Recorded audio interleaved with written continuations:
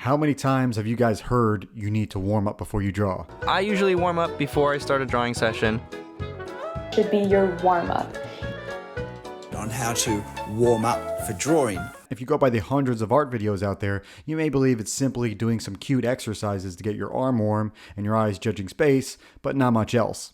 Well, that's a problem, mostly because we're not just physical beings. We need more than just some artistic WD-40 to loosen up the joints. Look at it this way. Monkeys could draw circles.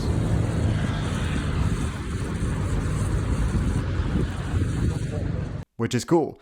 So can we, but think how much more there is to creating art than, say, monkeys drawing circles on the sidewalk. It's actually pretty complex. Good job.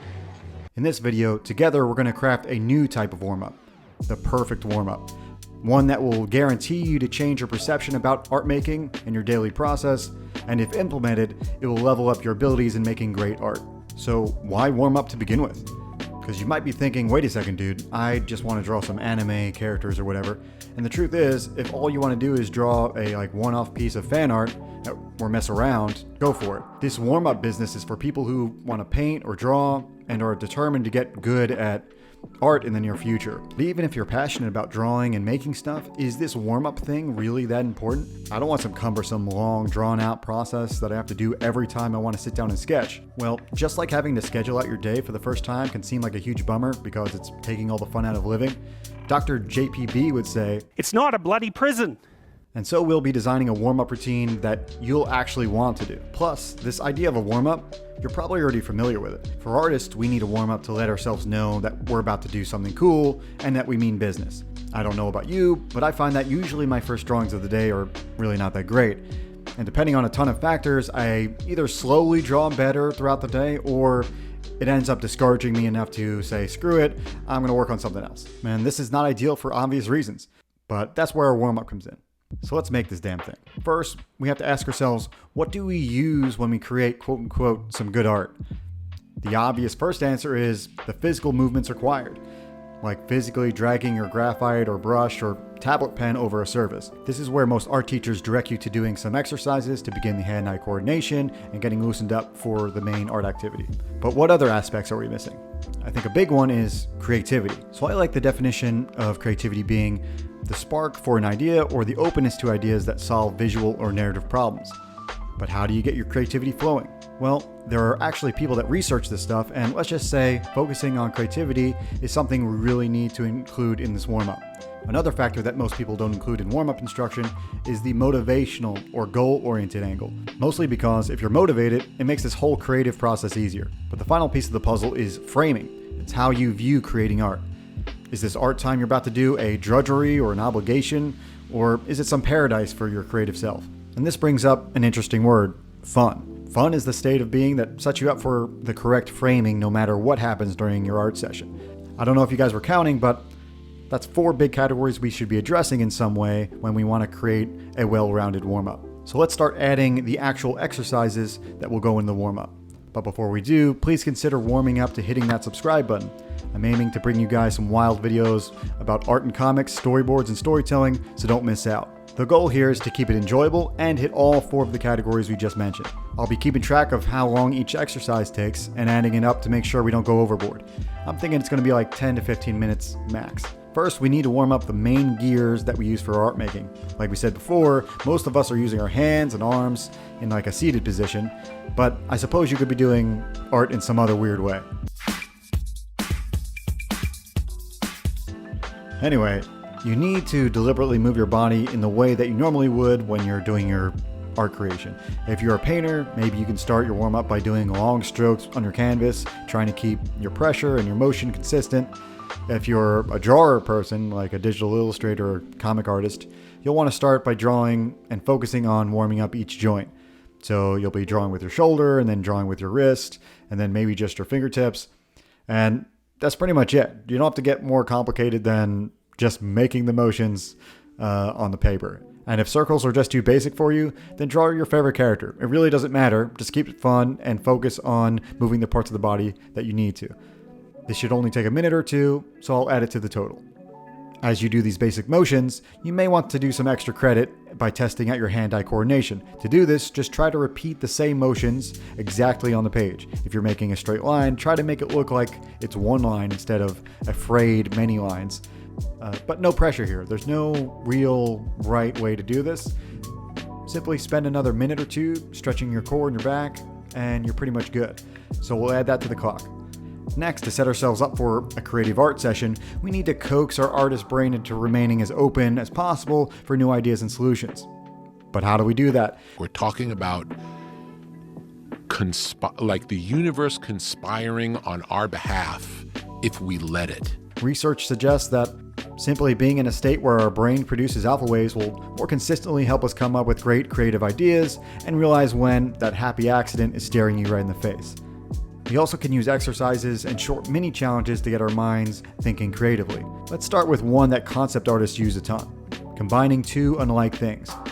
For example, you could combine a windmill and like a grasshopper. Just two random things. There's actually free apps that randomly generate these topics for you. So your job is to take a few minutes and combine these two things into one little doodle. Even if you don't draw it out, the act of thinking about how these two things could be combined together will spark some creativity.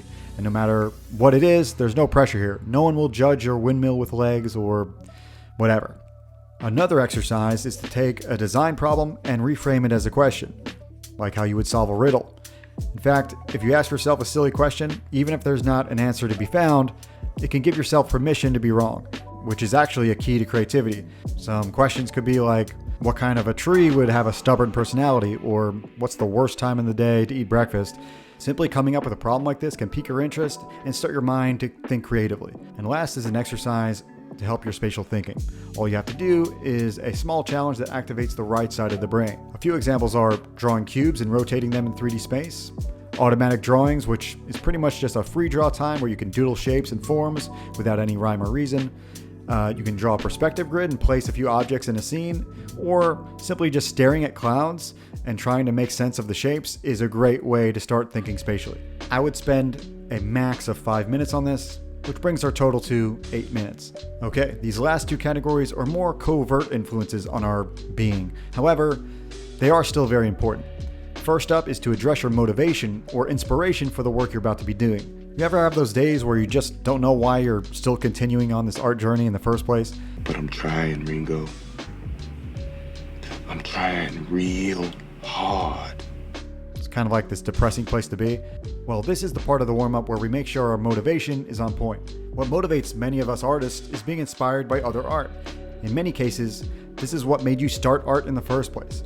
Whether it's your fanatic love for Akira Toriyama's art, that painting you're not sure who it's done by but makes you feel feelings, or that philosophy that impacted your life in a deep way and you just want to share it with the world.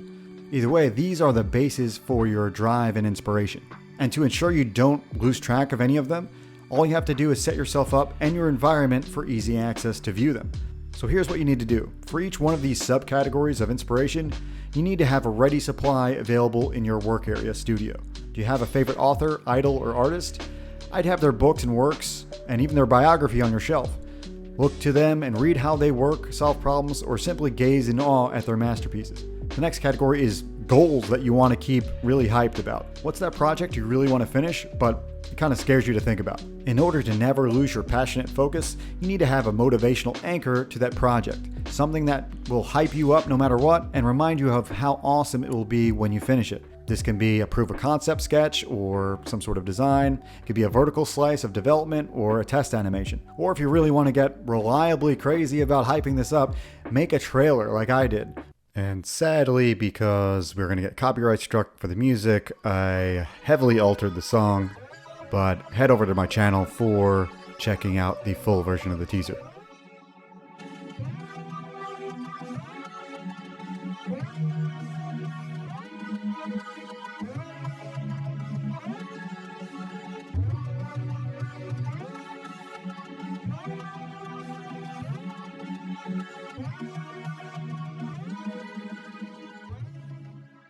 This trailer is just for you. It doesn't have to be polished or meaningful to anyone else. Find the thing that pushes your own buttons. For me, it's energetic art, ideas, and music.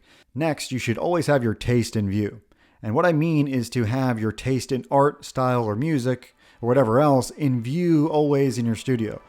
So hang up your favorite art prints, your originals, or even some cheap printouts of the work that inspires you. This is great because to access this motivation, all it takes is a simple glance around your room. Lastly, your purpose. And I don't mean you need to know the grand scheme of things or whether or not you're born to draw or something, but what I mean is for you to remember the world outside yourself. Are you trying to use your talents and help provide for your family one day? Or are you driven to share a message about your work? Or do you simply want others to have an escape from their stresses and be inspired the way you were way back when? So to activate your ideal motivated self, all it really takes is to spend a minute or two reading a passage or a few pages of a comic you really like. And since you're already spending time in your studio looking at the stuff on your walls, the only other thing you really need to do is spend and remind yourself of what this is all for, your purpose. So all it takes, I'd say, is another few minutes to hype yourself up into the stratosphere and get your motivation covered. So coming up, this is the last part of your warm-up. I put it at the last because I want it to butt up right before you start doing the actual art. This is the sleeper hit for your warm-up. This prepares your spirit or your state of being into one without stress to perform, or allows yourself to let go and enjoy the process. The wise and powerful Alan Watts would say, the difficult part about being an artist is that you have to learn how to be disciplined, but also sit down and play.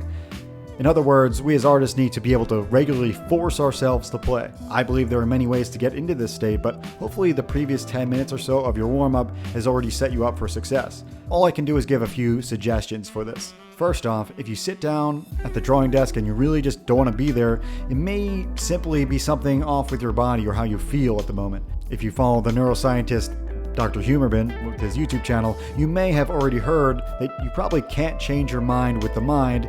You'll probably have to change your mind with your body. And I think that's right. If you are in this situation, take a quick moment and go outside, maybe take a walk, go for a run, do some exercise. Oh, Charlie, you gotta go at least 3 for 10, all right? You ready? I got all numbers. And it's just a good way to rule out this organic machine being the issue.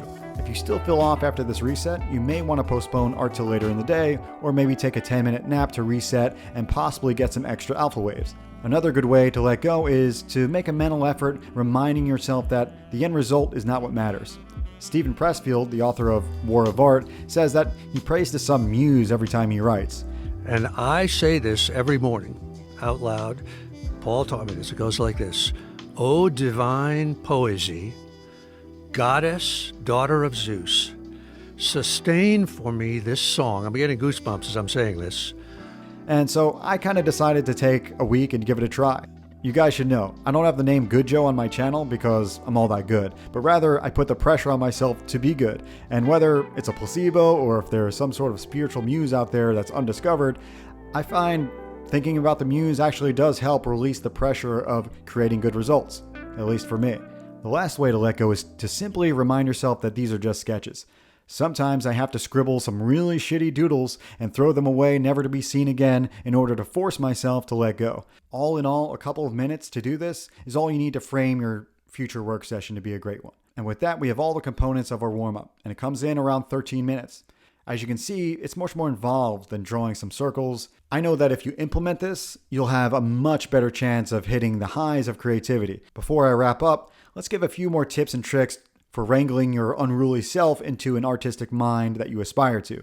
Tip number 1, adapt.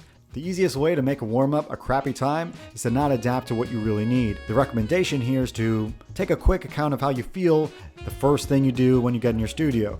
You may feel stiff or uncomfortable, anxious, or some other emotion, but maybe you're just feeling lazy or unmotivated. Either way, you need to adapt to this. If your muscles are stiff, spend more time loosening up. If your mind is unruly or socially motivated, maybe you calm down and do some of those exercises that activate the right side of your brain. Tip number 2, reflect on how far you've come. Nothing feels better than seeing your progress. The longer you keep creating, the bigger this apparent gap will be. So keep a sketch handy from early in your art career and compare it to your recent work. This will only add to the positivity and remind you that you can do great things. And finally, tip number 3, once in a while, don't do a warm-up at all. This will kind of give you a control group for this experiment and see what it feels like to skip it entirely. I really recommend you flip the script and see what it's like to try something different. So that's it for the video, guys. Let me know in the comments if you guys like warm-ups. Do you use them? Have they never worked for you? Just let me know. If you want to support what I do, like, subscribe, and follow me at CatapanoArt on Twitter. And lastly, if you want free tips for making comics and storyboarding, click the link in the description to get signed up. See you in the next video. Be good, everybody.